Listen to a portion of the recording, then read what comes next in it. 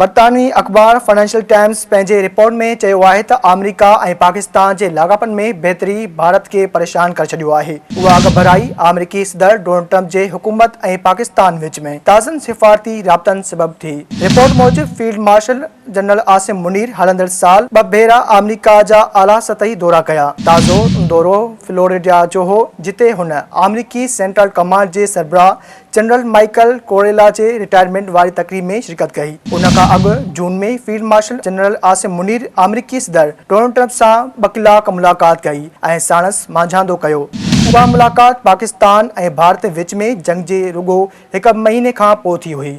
Asia Pacific foundation जे senior तजिज़िये निगार Michael कोगल financial times सां ॻाल्हाईंदे चयो आहे त अमेरिका ऐं पाकिस्तान जे लाॻापनि में उहा घबराई हैरान कंदड़ आहे। हू उन खे नओं दौरु चवंदो। हुन चयो त पाकिस्तान डोनाल्ड ट्रंप सां लॻापा वधाइण जो फन सम्झी वरितो आहे।